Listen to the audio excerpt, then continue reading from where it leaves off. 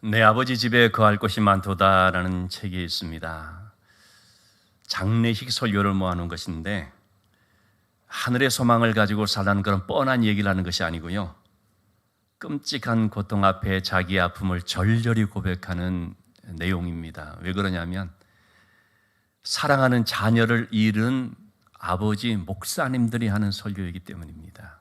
제가 이 책을 보는데 가슴이 저려서 잘 읽지를 못하겠더라고요. 하워드 에딩턴 목사님은 폭풍우 몰아치는 날 22살 난 아들이 차를 몰고 가다 빗길에 미끄러지면서 가로수를 들이받으며 그 자리에서 죽고 말았습니다. 비보를 접했을 때 그 아버지의 마음이 어땠겠습니까? 마음이 갈갈이 찢어지는 느낌이었다고 고백을 합니다. 그는 이렇게 말합니다. 내 아들의 삶은 끝났습니다. 그런데 제 믿음은 끝나지 않았습니다. 만약에 제가 믿음이 없었더라면 아마도 저는 모든 것이 끝났다라는 생각에 미쳐버렸을지 모릅니다. 혹은 자살했을지도 모릅니다. 그런데 저는 소망 위에 서 있습니다. 어느 날 한 청년으로부터 전화를 받았습니다. 자신은 크리스찬이라고 하면서 아들이 사고 났을 때 그 뒤를 따르는 차였다고 합니다. 눈앞에서 처참한 환경을 보게 된 것이죠. 달려가서 그 청년을 안고 맥박이 있나 짚어봤는데 숨이 끊어진 것이죠. 경찰에 연락하고 경찰관이 오는 동안에 계속 이 아들을 품고 기도했었다고 합니다. 그 얘기를 듣는데 이 목사님의 마음에 하나님께서 위로해 주시는구나 하는 것을 느꼈다고 합니다. 장로교를 시작한 존 칼빈은 이렇게 말을 했습니다. 우리가 소망 위에 굳게 서 있지 않다고 한다면, 또 이 어둠의 세상을 지나는 동안에 하나님의 말씀과 그의 영으로 인도함을 받지 못한다고 한다면 우리는 과연 어떻게 될 것인가? 여러분, 그렇지 않습니까? 우리에게 믿음이 없었다고 한다면, 하나님의 말씀이 없었다고 한다면, 우리의 동행자이신 성령이 우리를 인도하시지 않는다고 한다면 얼마나 많은 절망과 또는 낙심 속에서 우리가 보내게 되겠는지요? 오늘 본문의 말씀은 바로 이런 고난 가운데 있는 성도를 향해 주시는 사도의 메시지입니다. 1절의 말씀을 보시면 당시 로마의 그 큰 핍박을 피해서 아시아의 소아시아죠, 지금의 터키 여러 지역으로 흩어진 나그네 된 성도들에게 보내는 베드로의 서신인데요.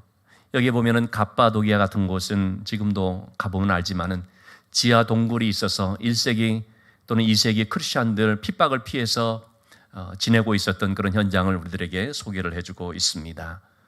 자, 이러한 극심한 고난 가운데 있는 성도들에게 사도는 무엇이라고 말합니까? 3절의 말씀에 찬송하리로다, 아버지 하나님을 찬송하리로다 라고 합니다.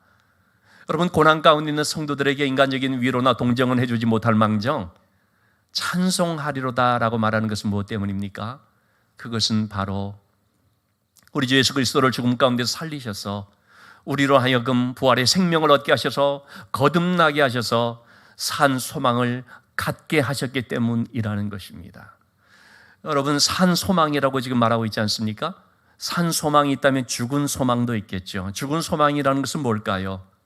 이 세상 눈에 보이는 썩어질 것, 헛된 것, 있다가도 없어지는 것, 바로 그런 것을 추구하는 소망을 두고 말하겠습니다. 여러분, 그런 것들은 이 땅을 마치는 순간 다 끊어져 버리고 맙니다. 죽음 앞에서 아무 의미가 없습니다.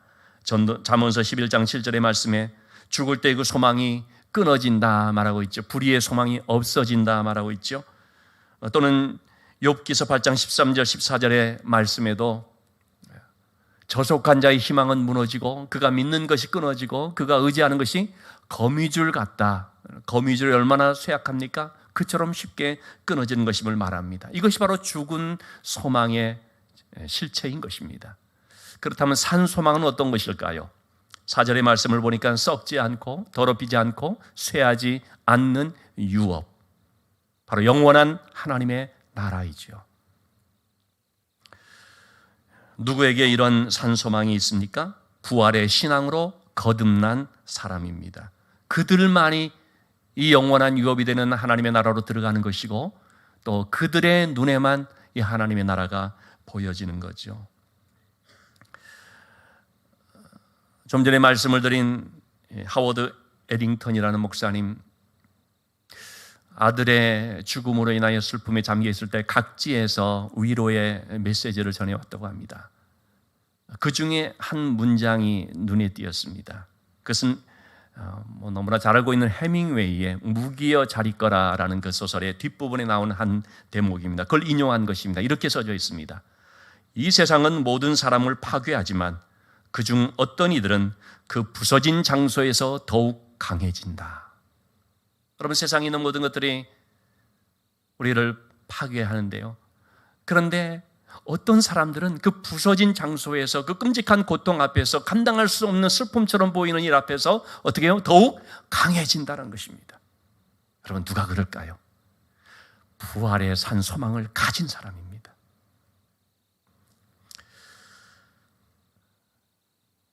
하나님이 주시는 이 부활의 소망은 우리를 살리고 우리를 힘있게 하고 우리를 용기 있게 하고 우리로 하여금 이 땅을 살아가면서 더욱 진실하게, 더욱 거룩하게 자유한 삶을 살게 하고 확신에 찬 삶을 살게 만들어주는데, 여러분, 그런데 이 땅에 있는 좀 전에 말씀드린 죽은 소망이라는 것은 어떻습니까? 그건 우리에게 하나의 희망 고문이 됩니다. 희망이라는 것이 고문이라는 것입니다. 19세기에 유명한 프랑스 소설가인 릴리앙이라는 사람이 단편 소설을 썼는데, 희망이라는 이름의 고문이라고 하는 책을 썼는데, 그게 지금 희망 고문이라는 말로서 널리 알려지고 있지요. 될 것 같은데 안 되어지는 것입니다. 차라리 기대도 안 하면은 뭐 실망도 안 하겠는데, 그런데 줄 것처럼, 뭐 이루어질 것처럼, 또는 열려질 것처럼 하는데 끝내 열려지지 않는, 그러니까 이 희망이라는 것이 뭡니까? 자신에게 고문이 되어버리는 거죠. 이게 바로 이 땅의 죽은 희망, 죽은 소망이라고 말할 수 있습니다. 그렇지만 하나님의 소망은 그렇지 않다는 것을 말씀해 주고 있습니다. 그래서 여러분, 우리는 보면은요, 전에는 이런 죽은 소망 가운데 살았던 사람이라고 하겠습니다. 그러나 예수 그리스도를 믿음으로 거듭난 후에는 어떻게 됐습니까? 산 소망을 갖게 됐습니다. 산 소망을 갖게 된 사람들의 고백을 이렇게 말할 수가 있겠죠. 고린도후서 6장 9절 10절의 말씀, 바울 사도의 고백이죠. 무명한 자 같지만은 유명한 자입니다. 죽은 자 같지만 살아있는 자입니다. 징계를 받는 자 같지만 죽임을 당하지 않습니다. 근심하는 자 같지만 항상 기뻐하고, 가난한 자 같으나 많은 사람을 부유하게 하고, 아무것도 없는 자 같은데 모든 것을 가진 자라. 여러분, 우리가 이렇게 고백할 수 있는 것입니다. 자, 이와 같은 부활신앙을 가진 산 소망의 사람들에게 주시는 오늘 말씀, 이러한 사람들에게는 두 가지가 있음을 말해주고 있습니다. 그 두 가지 내용을 같이 한번 살펴보고자 합니다. 자, 첫째는 뭐냐? 그런 부활의 생명으로 거듭나서 산 소망을 갖게 된 그런 사람들에게는 하나님의 보호하심이 있습니다. 5절의 말씀을 보면 믿음으로 말미암아 하나님의 능력으로 보호하심을 받았느니라 라고 말합니다. 자, 여기서 하나님의 보호하심을 말할 때 두 가지의 수식어를 우리가 좀 주목해 볼 필요가 있습니다. 어떻게 우리가 하나님의 보호하심을 받습니까? 믿음으로 말미암아. 그러면 이 말은 믿는 자에게 하나님의 보호의 손길이 있다는 뜻이죠. 또 어떤 보호하심이냐? 하나님의 능력으로입니다. 하나님의 능력이라는 것은 강하고 크신 팔을 말하는 것이죠. 그 팔이 우리를 감싸주시니까, 그 팔의 능력으로 대적을 막아주시니까 우리가 보호를 받는 것입니다. 여러분, 세상의 부모도 자녀를 사랑하기 때문에 얼마든지 보호하고자 하는 마음이 있지만 문제는 뭡니까? 능력이 없다는 것이죠. 그러나 우리 하나님께는 그런 능력이 있는 것이죠. 시편 145편 20절 말씀에 하나님께서는 자기를 사랑하는 자들은 다 보호하시고 악인들은 멸하신다 말하고 있습니다. 하나님을 사랑하는 자가 누굽니까? 하나님을 신뢰하고 하나님을 경외하는 자입니다. 그런 하나님의 백성들을 반드시 하나님께서는 지켜 보호해 주시는 것입니다. 특별히 누구로부터요? 악인들의 세력으로부터, 세상의 위험으로부터 하나님께서는 반드시 보호해 주십니다. 자, 그렇기 때문에 여러분, 우리는 이것을 알고 시련을 만났을 때 어떻게 해야 되는가? 6절 말씀입니다. 기뻐해야 한다는 것입니다. 근데 여러분 6절의 말씀 한번 잘 보시면요, 너희가 이제 여러 가지 시험으로 말미암아 잠깐 근심하게 되지 않을 수 없으나 오히려 크게 기뻐하는 도다 있지 않습니까? 여러 가지 시험이 있죠. 경제적인 시험, 물질적인, 육체적인 시험, 건강의 시험, 영적인 시험, 정신적인 시험, 다양한 색깔의 시험들이 있는데요, 그런 시험을 만났을 때 여러분, 우리 모두 다 근심하지 않을 수 없습니다. 인간의 감정을 갖고 있는 사람들은 누구나 다 근심하지 않을 수 없을 것입니다. 문제는 뭡니까? 근심하지 않을 수 없지만 그게 잠깐이라는 것이고요, 오히려 크게 기뻐하는도다. 이 말씀을 보면 혹 이렇게 생각하는 분도 있습니다. 성경의 말씀이 참 좋지만 그러나 우리 실제 상황 속에 너무나 맞지 않다, 우리의 상황과 관계없는 그런 말씀이다, 너무 동떨어진 말씀이다라고 생각할 수 있습니다. 이런 6절의 말씀을 보면 정말 그게 느껴질 수 있거든요. 아니, 어떻게 그런 극심한 시험을 만났는데, 어려움을 당했는데 기뻐할 수가 있다는 말인가? 어떻게 그런 고난 앞에서 우리가 아주 침착하게 나는 행복해요, 괜찮아요, 이렇게 말할 수 있다는 말이냐?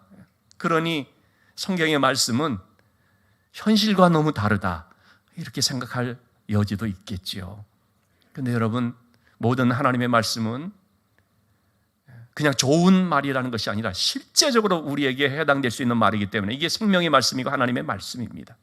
자, 그렇다면 여러분, 왜 이런 6절의 고백을 할 수가 있다는 것입니까? 여기서 말하는 이 잠깐 근심하나라는 말에 있어서 잠깐이라고 하는 것은 시간적인 길이에 잠시를 두고 하는 말이 아니라 경중, 무겁고 가벼운 비중에 있어서의 가벼움을 말하는 것입니다. 근심하게 되지만 그것은 가볍다라는 것입니다. 상대적으로 가벼운 거죠. 왜 가벼운가? 무겁게 우리에게 다가오는 것이 있기 때문입니다. 그게 뭐냐? 보이지 아니하는 하나님의 손길입니다.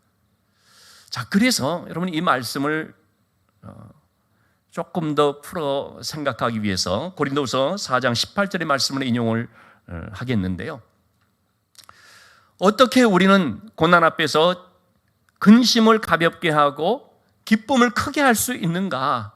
그것은 보는 것이 다를 때 이렇게 된다는 거죠. 하나님의 사람들은 여러분, 보는 게 다른 사람들입니다. 세상 사람들은 눈에 보이는 것에만 주목을 합니다. 그게 전부인 줄로 생각을 합니다. 그래서 어떤 고난을 만났을 때 그것에 압도가 되고 그것에 매몰되게 되는 것이죠. 왜? 그것만 바라보니까. 그러나 하나님의 사람들은 보이는 것을 보는 것이 아니라 보이지 않는 것을 보는 사람들입니다.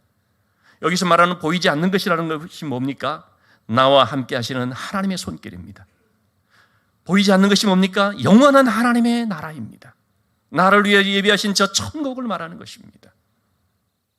우리가 이것을 주목하게 되면 내게 있는 고난이 가벼워질 수 있고 작게 여겨질 수 있고, 그리고 나에게 있을 장차 큰 영광은 영원하고 너무나 크게 느껴질 수 있는 것이죠. 환난은 경하고 영광은 중하고, 바로 그 표현입니다. 그렇기 때문에 무엇을 바라보느냐, 어떻게 바라보느냐가 참 중요한 것입니다. 여러분, 다윗이 골리앗 앞에 나갈 때 겁도 없이 말이죠, 어떻게 나갈 수 있었습니까? 하루 강아지 법 무서운 줄 모른다고 골리앗이라는 이 장수가 얼마나 대단한지 너무나 철이 없어서 그걸 몰라서 나갔습니까? 그렇지 않죠. 그래도 10대 후반의 나이인데요, 왜 나갈 수가 있었느냐? 그는 골리앗을 작게 봤기 때문입니다. 어떻게 골리앗을 작게 볼 수 있느냐? 그 뒤에 계시는 이 모든 것을 주관하시는 하나님이 얼마나 큰 분인지를 그 마음속에 또렷하게 바라봤기 때문입니다. 하나님을 주목했기 때문에, 그 하나님 앞에서 천하의 골리앗이라 할지라도 그는 물맷돌 한 이 하나에 해당되는 그런 너무나 작은 자다라는 사실을 알았기 때문입니다. 여러분, 누가 진짜 강한 자 이걸 알게 되면요, 그 어떤 것들이 강하게 느껴지지는 않습니다. 보는 게 다를 때 이런 현상이 우리 속에 일어난다는 거죠. 그래서 고난 가운데 있는 사랑하는 성도들이요, 여러분들은 눈에 보이는 고난에 주목하지 마시고 보이지 아니하는 그 하나님의 손길, 하나님의 역사, 우리와 함께 하셔서 지금까지 우리를 지켜보시는 그 하나님이 함께 하시는 것을 주목해 보십시오. 그래서 고난을 낮춰버리고 근심을 낮춰버리고 기쁨을 확대시키십시오라는 이런 권면을 지금 베드로가 하고 있는 거죠. 1950년대 초반 미국에서 커넬 샌더스라고 하는 63세 된 분입니다. 그동안의 모든 사업이 다 실패로 돌아가 버렸습니다. 완전 빈털터리가 돼서, 그나마 국가에서 주는 연금 약간 정도 가지고 있는 상태인데 더군다나 몸도 상해서 병을 얻어 병원에 입원하게 됐습니다. 참 우울하고 쓸쓸한 마음으로 자신의 그 미래에 대해서 너무나 불안한 가운데 있었겠죠. 그런 가운데 어느 날 창밖으로 아주 기쁜 그런 찬양 소리를 듣게 됐습니다. 도대체 어떤 사람이 저렇게 밝게 찬양을 하는가 싶어서 창문을 열고 바라봤는데요, 한쪽 다리가 없이 목발을 짚고 있는 사람이 너무나 기쁘게 찬양을 하고 있다는 것입니다. 사실은 그때 그 찬양이 너근 심 걱정 말아라는 그 찬양이었거든요. 그래서 이분이 그 사람을 불렀습니다. 물어봤습니다. 내가 보건대 당신은 나보다도 형편이 더 없어 보이는 것 같은데 근데 뭐가 그렇게 기뻐서 찬양을 하십니까? 그러자 그가 대답을 했습니다. 물론 제 처지가 좋지 않은 건 사실입니다. 그런데 부활의 주님이 내 안에 계시고 그로 인하여 내가 하나님의 자녀가 되었고 내 집은 이 땅이 아니라 저 천국에 예비되어 있다는 사실을 생각을 하니까 기뻐서 찬양을 하게 됩니다. 그의 그 말이 샌더스라는 사람의 잠들었던 신앙을 깨우게 됩니다. 어릴 적 신앙생활을 잘하면서 교회 나가 기쁘게 찬양을 했던 그런 시절이 있었는데 사업을 한다고 내 힘으로 살아간다고 하면서 주님을 떠나 살다가 결국은 이렇게 연약한 가운데 처하게 된 자신의 모습을 발견하게 된 것이죠. 내가 잘못 살았구나 깨달았죠. 내 힘을 의지할 것이 아니라 하나님을 의지했어야 됐는데 그제서라도 비로소 정신을 차리게 된 거죠. 바로 교회를 나가서 기도하면서 하나님, 제가 다시 시작할 수 있게 해주십시오. 재기할 수 있도록 하나님이 주시는 그런 꿈과 아이디어를 붙잡을 수 있도록 하면서 이제 나가게 됐습니다. 그는 특별히 한 가지 가지고 있던 것이 있었습니다. 그게 뭐냐면 남부 지역 출신이었는데 닭고기 튀김을 이제 그 지역에서 좀 했는 것 같습니다. 근데 그거를 업그레이드 시켜가 자기만의 조리법을 이제 만들어내게 된 것입니다. 요즘 말로 하면은 레시피를 이제 만들어내게 된 것이죠. 근데 그걸 가지고 식당을 한 것이 아니라, 왜냐하면 식당을 해서 이미 망했으니까 이거를 사용을 해서 영업을 할 수 있는 그런 사업자를 찾아 나선 것입니다. 요거 좀 사달라, 이 조리법을 좀 사달라 하게 된 거죠. 그래서 사람들을 찾아다니면서 이제 소개를 하게 됐습니다. 나에게 이런 조리법이 있다. 이거 가지고 사업을 할 생각이 없느냐. 거절당하고 무려 1008번, 1008번을 거절당했다고 합니다. 그리고 1009번째, 1009번째 당시 유타주에서 있었던 일인데요. 피트 하머니라고 하는 사람을 만나게 됐습니다. 그가 그의 그 조리법을 그러면 사겠다. 그래서 영업이익이 나오면 이제 로얄티로 지급하겠다고 약속을 맺고 첫 그런 식당을 개업하게 됐습니다. 그것이 바로 KFC 1호점이었습니다. 이분은 당연히 모델로 지금 자신을 모델로 해서 그래서 우리에게도 익히 알려진 이 샌더스 할아버지입니다. 우리나라에는 1984년도 종로에서 1호점이 생겼다고 하죠. 지금 세계 각국 80몇 개국에 엄청난 그런 매장들이 있는데 그 시작이 바로 여기서부터 비롯된 것이었습니다. 한 사람의 밝고 기쁘게 찬양하는 그것이 바로 이 잠들었던 샌더스의 영혼을 일깨웠던 것입니다. 자신의 형편을 보면 근심할 수 있지만, 그러나 이 모든 것들을 주관하시고 내 삶을 지금까지 인도하시며 앞으로 영원한 하나님 나라로 또 나를 인도하실 그 하나님을 바라보니까 내가 어찌 찬양하지 않을 수 없느냐라고 했던 바로 이 한 사람의 신앙, 얼마나 귀한 것이었는지 알 수가 없습니다. 그렇기 때문에 여러분, 우리는 눈에 보이지 않는 이 하나님의 나라, 하나님의 손길을 기억하면서 이 땅 가운데 어떤 형편 속에 있어도 주눅들지 아니하고 당당하게 살아갈 수 있는 것이죠. 자, 이렇게 부활의 신앙을 가지고 거듭난 하나님의 자녀들에게 하나님의 보호의 손길이 있음을 말씀해 주셨습니다. 두 번째로 그들에게 있는 것이 뭐냐? 그것은 바로 연단입니다. 여러분, 보호하심만 있으면 얼마나 좋습니까? 그런데 연단이 있습니다. 연단을 좋아할 사람 없을 것입니다. 그러나 연단이 필요합니다. 왜냐하면 우리 부모님들이 자녀를 기를 때 반드시 두 가지를 가지고 자녀를 기르거든요. 자녀를 그냥 무조건 오냐 하냐 받아주기만 하면서 그냥 돌봐주기, 보호해주기만 하는 것이 아니지 않습니까? 그러면서 적절한 훈육을 합니다. 왜? 이 자녀가 성장할 수 있도록. 그렇지 않으면 자녀가 어떻게 됩니까? 버릇만 나빠지고 예의도 모르고 자기의 앞가림도 할 수 없는 그런 너무 철부지 자녀로만 머물러 있을 수 있기 때문에 반드시 자녀를 돌봐주면서 동시에 교육을 시키고 양육을 시키고 훈계를 하고 하는 것이죠. 하나님도 마찬가지인 것입니다. 하나님의 자녀들이 이 땅에 살아가면서 어려움에 처할 수 있기 때문에 보호해 주시죠. 그러면서 동시에 또 하나님께서는 양육을 하시는 것입니다. 자, 7절의 말씀을 볼까요? 너희 믿음의 확실함은 불로 연단하여도 없어질 금보다 더 귀하여 예수 그리스도께서 나타나실 그때에 칭찬과 영광과 존귀를 얻게 할 것이다 말하고 있습니다. 이 말씀을 보면, 자, 우리의 이 믿음이라고 하는 것을 불로 연단하듯이 연단하는데 왜 연단을 하느냐? 첫째는 우리의 이 믿음을 정말 좋은 믿음이 되게 하기 위해서라는 것입니다. 초보적인 믿음이 아니라 강성한 믿음이 되도록, 연약한 믿음이 아니고 작은 믿음이 아니라 굳건한 믿음, 큰 믿음이 되도록 믿음을 더 성장시키기 위해서 연단한다는 것이죠. 그래서 또 어떻게 하는 것입니까? 마침내 예수 그리스도께서 나타나실 때에, 주님 오실 때에, 주님 앞에 섰을 때에 칭찬과 영광과 존귀를 얻게 하려 함이라는 것입니다.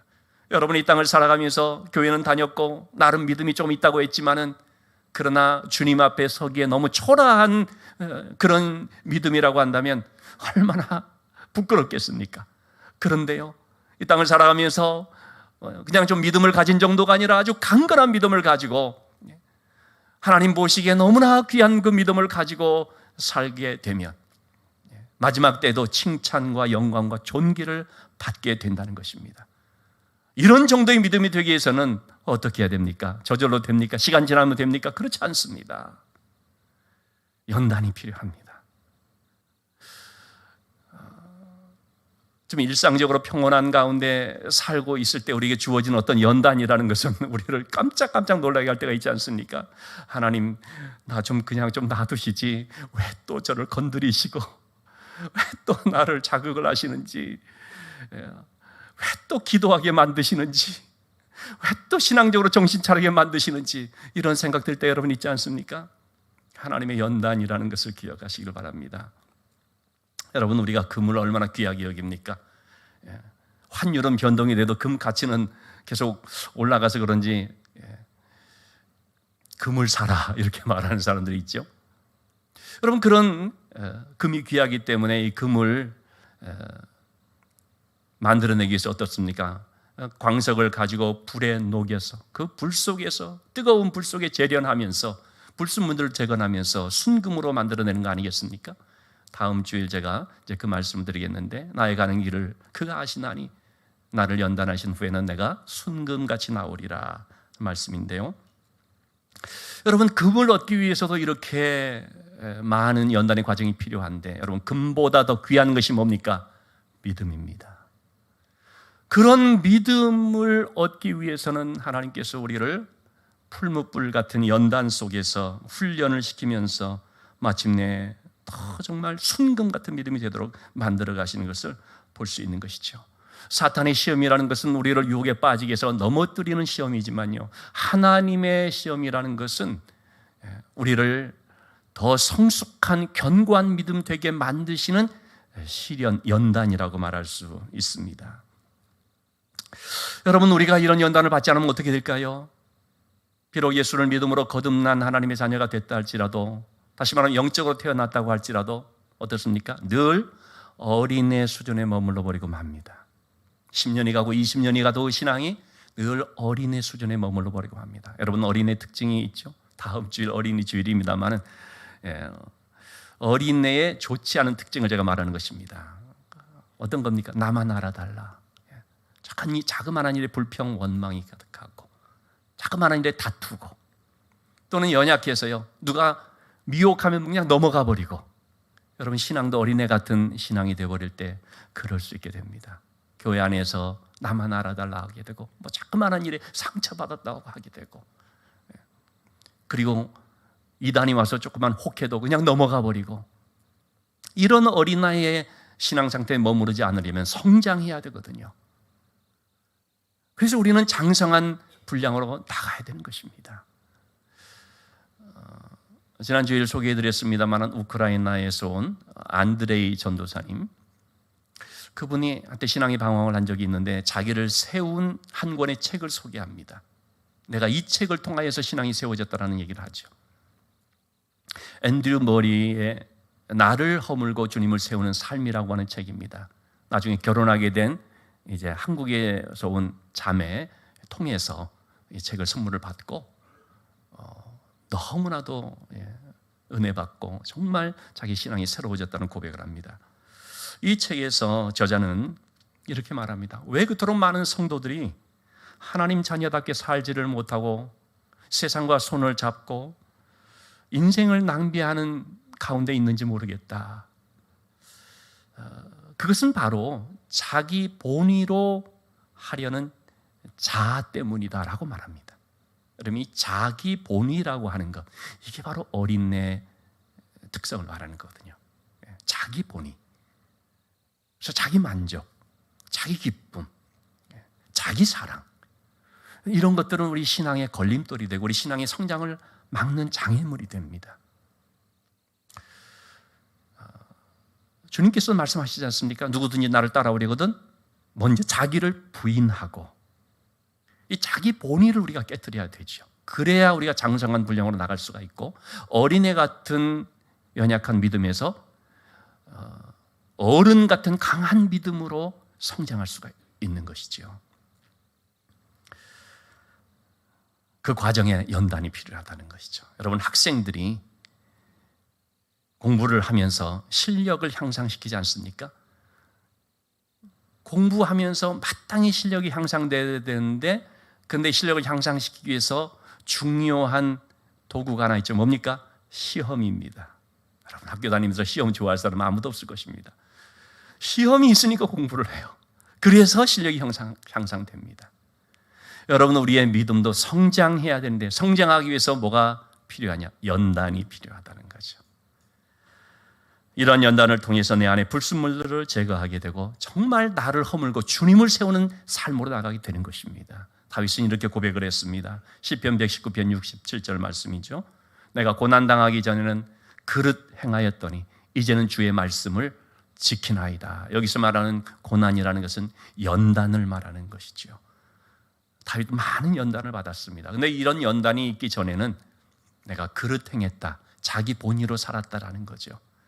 그런데 이제는 그런 연단을 통해서 내가 주의 말씀을 지키는, 말씀에 순종하는 삶이 됐다는 것입니다. 여러분, 믿음은 순종하는 것입니다. 믿음이 좋다는 것은요, 하나님의 말씀을 잘 순종하는 것을 말합니다. 그런 점에 있어서 우리는 우리 스스로의 믿음을 검증해 볼 필요가 있고 평가해 볼 필요가 있지요. 다윗이 그렇게 다듬어진 이유는 연단 받았기 때문이기에, 믿음의 시련이라고 하는 것은 우리의 신앙을 성장시키는 유익한 도구가 됨을 알 수 있고, 야고보서 1장 2절 3절의 말씀처럼 그래서 이러한 믿음의 시련, 믿음의 연단을 받았을 때 온전히 기쁘게 여기라, 권면을 해주고 있습니다. 왜냐하면 그걸 통해서 인내를 만들어내게 되는데 단순히 인내가 아니죠. 우리의 부족한 것들을 보완해 나가는 믿음의 사람으로 온전케 하는 그런 역사를 말하는 것이죠. 다니엘과 세 친구들을 보시면 여러분 어떻습니까? 믿음 좋은 청소년들이었지 않습니까? 그런데 그들에게 연단이 있었죠. 실제로 풀무불에 들어갔습니다. 믿음을 연단하는, 금을 연단하는 그런 불처럼요, 그들은 정말 풀무불에 들어갔고요, 그리고 사자굴에 들어갔습니다. 그런데 어떻게 됐습니까? 그들은 그곳에서 그들을 보호해 주시는 하나님의 선한 손길을 깊이 체험할 수 있게 됐습니다. 중요한 것은 여러분, 그들이 그런 연단을 통해서 하나님을 더 깊이 신뢰하게 되었다는 것입니다. 우리에게 있는 이런 연단들이 우리가 잘 감당이 되어지면 어떤 열매를 맺느냐? 하나님을 더 깊이 신뢰하게 된다는 것입니다. 왜냐하면 그 과정 속에 하나님께서 나를 어떻게 사랑하시고 어떻게 지켜주시고 어떻게 위로하시는지를 체험하게 되기 때문입니다. 여러분, 우리의 신앙은 하나님을 더 깊이 신뢰하는 쪽으로 나가야 됩니다.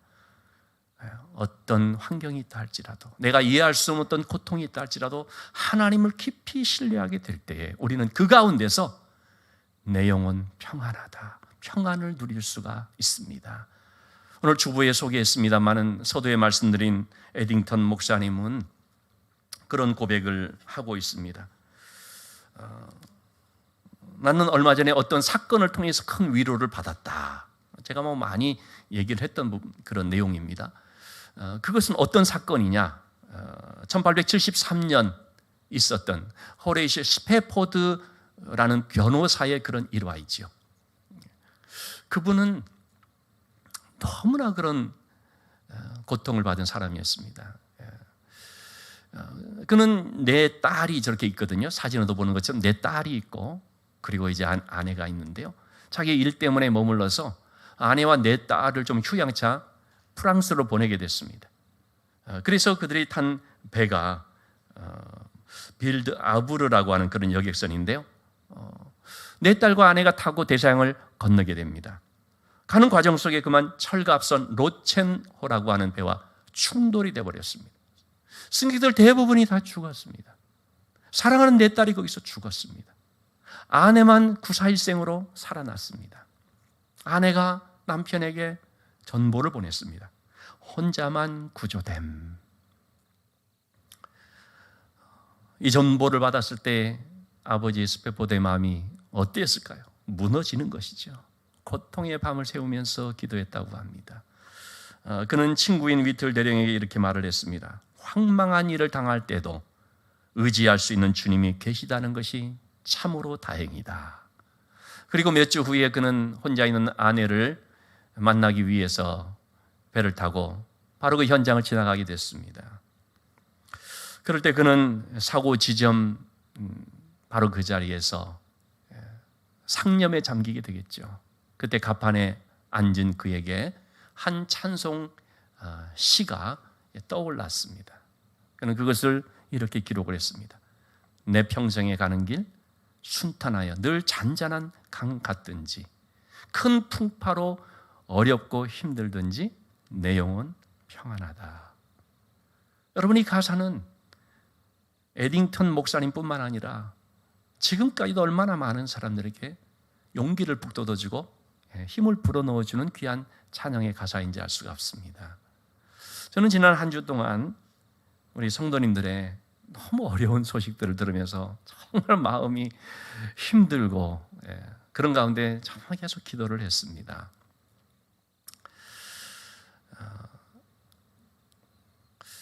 참 그런 가운데 이러한 모든 고난들이 근심하지 않을 수가 없죠. 근심이 되지만 잠깐이 될 수 있게 해달라고, 그것이 가볍게 감당할 수 있는 그런 근심이 될 수 있게 해달라고 기도하면서 우리와 함께 하시는 하나님, 능력의 손 펴신 팔로 우리를 도우시고 누구보다도 가장 우리를 사랑하시는 하나님이 나와 동행하고 있다는 사실을 볼 수 있게 해달라고 기도할 수밖에 없었습니다. 여러분, 그렇습니다. 우리가 부활의 주님이 나와 동행하고 계심을 믿는다면 산 소망을 가질 수가 있습니다. 여러분, 이 소망 가운데 어떤 형편에 있든지 내 영혼 평안하다 찬송하면서 믿음으로 씩씩하게 나갈 수 있게 되기를 주님의 이름으로 축원합니다.